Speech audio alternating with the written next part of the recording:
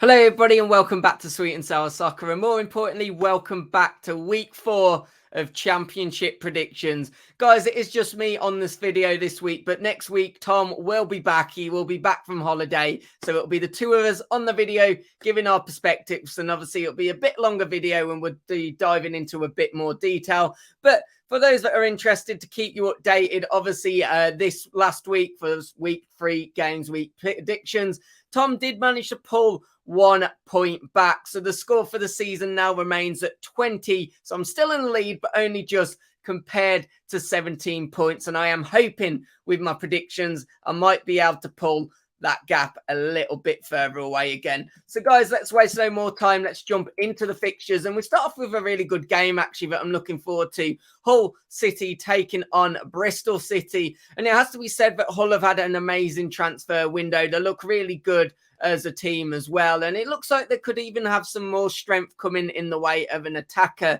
It looks like Keenan Davis may be joining from Aston Villa. I think a solid Championship striker who will do really well and will really help Hull to get even more goals. Obviously, they've already started the season so well, and I do think with their impressive transfer window, they are in for a very good just season in the Championship, really. Moving on to Bristol City, though, I think they're having a little bit of problem up top, actually. They could maybe have done with Keenan Davis themselves. You know, scoring does seem to be a bit of an issue. Only 2 goals so far this year. And in fact, they had 0 shots on target in the game against Birmingham City. Obviously, that is going to have to change if you're going to want to win games, because it's, well, it says it all, doesn't it? If you don't have a shot on target, you physically can not win a game unless obviously an own goal or something happens.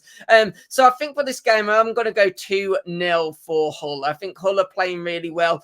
I'm not all doom and gloom about Bristol City, but I do think they really need to step up and start scoring some goals, or it's going to be a bit of a difficult season. Let's move on to, a team that's not having a difficult season, Leicester City, who do take on Rotherham. Obviously, Rotherham, they've had no wins in their first 3, and with 8 goals conceded, they could be in for a really tough time against the Leicester team, who, well, look to have a goal in them. I think it's a team that look like they're improving with every game as well. They're starting to understand what the new manager wants from them. They've obviously got goals coming from all over the pitch as well. And, you know, with players such as Dewsbury Hall in the team, you could just throw off other names, Winks. I think all their new signings actually have done really well. And of course, they've still got some real good quality players. It's going to be no surprise that I am going to give this to Leicester. I don't think they're going to absolutely whitewash Rotherham, though.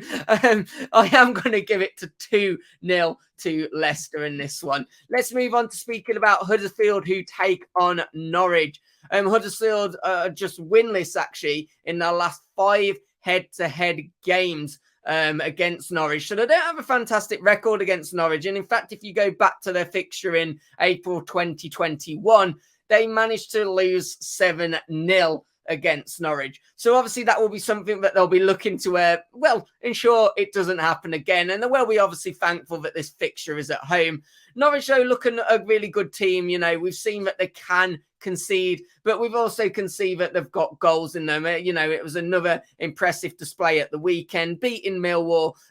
Josh Sargent was on the goal sheet. Ashley Barnes was on the goal sheet. And Josh Sargent's doing really, really well, isn't he, actually, at the moment in the Championship? Was their top goal scorer last season. I touched on that in the last video.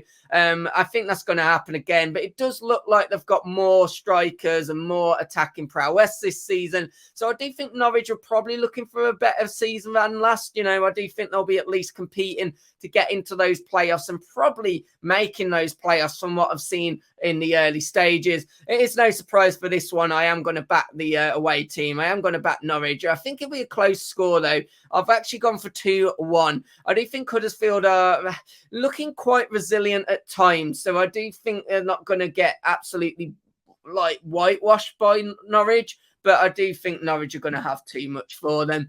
Let's move on to talk about West Brom, who take on Middlesbrough. And two teams that seem a little bit confusing to figure out, actually, in all honesty, with West Brom at the moment. I can't figure out if they're really good, average, or just going to have a bit of a bit of a naff season. I think maybe the honest answer in all of that is that maybe they're just going to be a pretty average Championship team this season. But I do think if you were you're a West Brom fan, and I'm not, I'm the complete opposite, Wolves fan.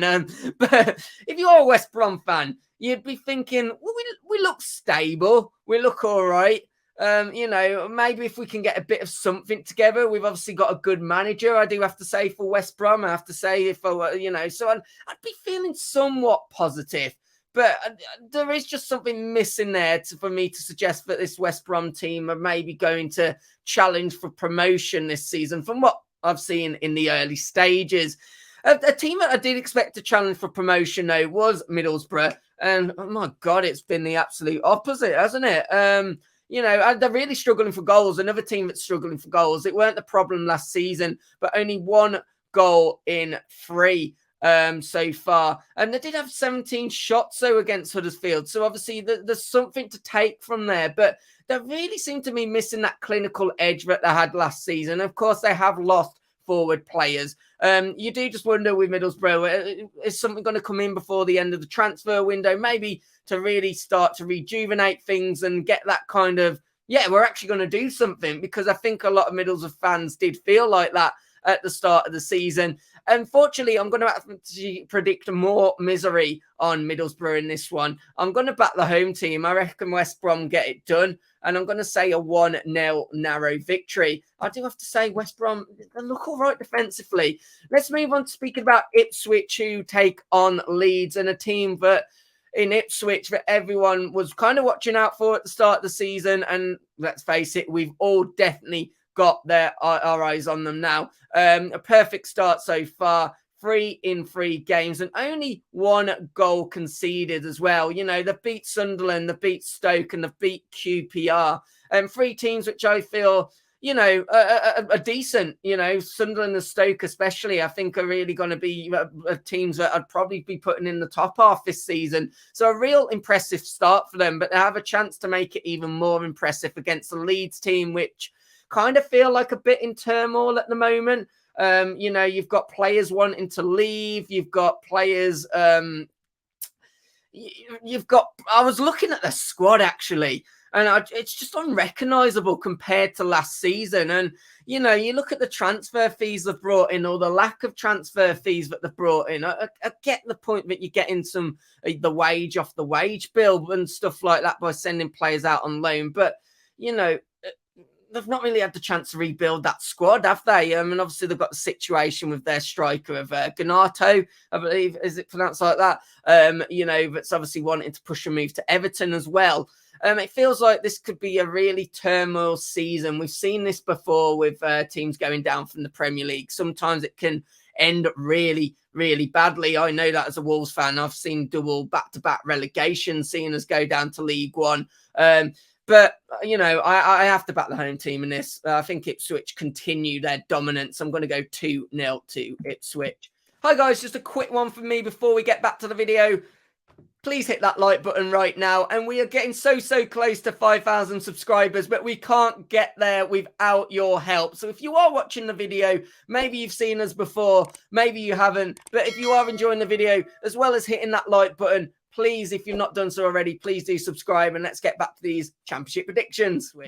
Let's move on to speak about Blues, who take on Plymouth. And a team, in fact, both teams, I feel will feel really good about how they've actually started the season. Of course, it was last-minute heartbreak last games week for Plymouth. Was watching that one myself in the pub, but the thing that I took from it, that Plymouth looked really, really good. I mean, I said last week as well, I ripped them off too early in my Championship predictions for the season. I had a feeling they weren't going to do too well.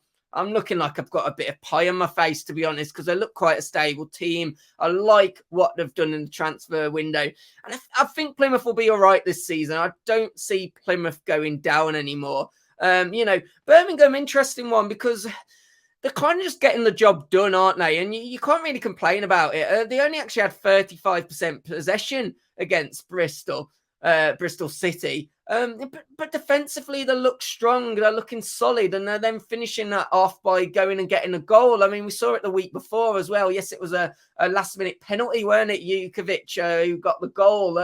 But they're getting the job done. They're ensuring that they're getting the wins. And, you know, I feel as a Birmingham fan, you'll be pleased with that. Of course, you want to see a bit more quality, maybe a bit more possession at times. But results are what matter, and they're getting those for sure. I think this could be an interesting test because I see two teams that are very resilient at the moment. So I'm actually going to go for a 1-1 draw in this one.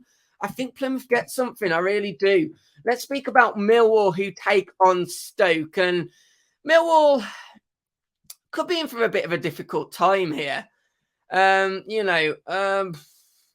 I don't know with Millwall because, you know, they're just not really scoring, but they have got that home advantage. Millwall's not an easy place to go. And, you know, at times that can mean that Millwall do get games and results that they wouldn't get away from home, but pull them off at home. But things aren't looking fantastic with Millwall. It was interesting to see with Stoke, though, a formation change at the weekend. They went for a more of a 3 at the back, 5 at the back, whatever you want to call it. I think if you, Stoke's fan, you'd be saying it's more of a 3 at the back and using wing backs, which obviously interesting to see. And Stoke do have some good quality overall squad. You've got players such as Chiquinho, who they've signed on loan, who can come off the bench. You've got some real quality that can come off the bench. And I think they're going to have too much quality. I really do. I think they're going to overturn Millwall. Fortunately for Millwall, I'm going to go for 3-0 Stoke in this one. Let's move on to speak about Cardiff, who take on Sheffield Wednesday. And of course, it was Aaron Ramsey who got off to scoring ways. Of course, they did lose to Leicester, but everyone, I should say every celebrity was fearing, because usually when Aaron Ramsey scores, unfortunately, it doesn't end too well for a famous celebrity. From what I know, though, kind of broke that tradition. We didn't lose someone quite shocking for once, which was good to see. Wednesday, one of the only teams to lose all 3 and over 2 goals a game conceded at the moment. Things aren't looking good for Wednesday, actually. I was interested to see how they would get on in the Championship, coming back up. But there's just not really a good feeling. I do look at their squad, and I don't think it looks a great squad to be competing in the Championship. I would have liked to have seen more signings for them. And I think on the road against Cardiff, I do think they will struggle. So I am going to back the home team. I'm going to say Cardiff. I think they'll get a 2-1 win in this one. Let's move on to speak about Coventry, who take on Sunderland. And the main thing I would say about these two teams at the moment, I feel if you look at where they've placed in the league table over the first 3 games, I do feel that both of these teams will finish higher than where they currently are. I think there's, definitely a lot of talent in both these teams. And I think both teams have actually arguably lost, better players compared to last season. Of course, Sunderland lost their own on loan star. Coventry City, unfortunately, losing Gorkarez and Harmer. But it's not all doom and gloom. I don't think it is. I think these two teams will be very competitive. And I think this will be a very competitive game as well. I think it's going to be one of those which honestly could go either way. So I'm going to call it straight down the middle. I am going to go for a 1-1 draw in this one. Let's move on to speaking about Saints, who take on QPR. And it was a late win for Saints, who got the win against Plymouth. Obviously, I've already spoke about the heartbreak. Nathan Teller obviously getting on the goal scoring. They've also got obviously Armstrong, the likes of Shea Adams. We don't know what's going to be happening there. Could he be, by the time this game kicks off, an Everton player? Could he end up staying at the Saints? We know that that's one of those things that are moving, and it could depend on whether, Everton get that deal for the Leeds player Gnonto done. But at the moment, he does, at the time of recording anyway, remain a Saints player. And I do think those kind of players, when you're in the Championship, are going to do absolutely unreal for you. And I really just do think that's going to mean that they're going to have some goals. QPR, I must admit, I was very worried for them when they lost their opening game. It was a 4-0 defeat, wasn't it, against Watford. It was against Watford, but they look all right. I mean, QPR look all right. I'm not going to absolutely rave about them, but after that 4-0 defeat, I thought they could be in for an absolutely horrible season. But I will say I do think they look stable. They look all right as a team, yeah. Although, you know, I don't think all right's going to be good enough to beat Southampton. So I have gone for a bit of a battering. Sorry, QPR fans, 4-1 to Saints. Let's move on to speak about Preston, who take on Swansea. Preston, one of those teams currently sitting 6th at the moment in the table. And you might argue they're one of those teams that don't play the most interesting football. But a bit like Birmingham that I've just I touched on earlier in the video, they're getting the job done. And I think that's the most important thing. You know, you don't get points for playing attractive football at times. You get the points for being defensively strong and getting the goals and getting the job done. And I think that's what Preston are doing. Maybe some of their fans might like a bit more excitement, but I suppose I'm also very much enjoying that they're currently sat 6th in the table as well. Swansea, I feel they're a team that do have a bit more excitement to the game, but this is what I mean. They're not really getting the results at the moment. You know, it's not always the best thing, is it? Of course, we all want to see our team play great football, but we also want to see our team pick up great results and be in the upper end of the table. So I think it's going to be a really interesting game, actually. And I do think Preston will do typical Preston, especially at home. 1-0 win to Preston. Let's move on to speaking about Watford, who take on Blackburn. And I believe this is our last game. I think, you know, at the moment, both teams are looking relatively good. Both teams have got goal scorers in them as well. Both teams also are actually on 4 points. Watford have only actually conceded 1 goal, which I find pretty impressive that they've only conceded 1 goal, but then find themselves on 4 points. I suppose you could argue that maybe the 4-0 win that they got over QPR has maybe inflated the goal scoring a little bit, but you know, it's an interesting one anyway. With Blackburn, their goal difference is 0 at the moment because they have scored 5 goals and conceded 5 in their 3 games so far. This is going to be a tough one to predict, actually, but I do think the home team get it done. I'm going to go 3-1 on this one. I'm going to say it's going to be a really close game. I'm going to paint a picture of it. Watford are going to be 2-1 up. Blackburn are going to be pushing to get that equaliser. Watford hit them on the break 3-1. I think I deserve a bonus point if that actually does happen. Guys, that is the EFL Championship predictions for week 4. If you have enjoyed the video, as I said before in the video, please do me a massive favour. Hit that like button. Please do subscribe. And as I said, Tom will be back next week. Guys, try and get to 5,000 subscribers. Please, if you can, it would mean a lot. Take care. Goodbye.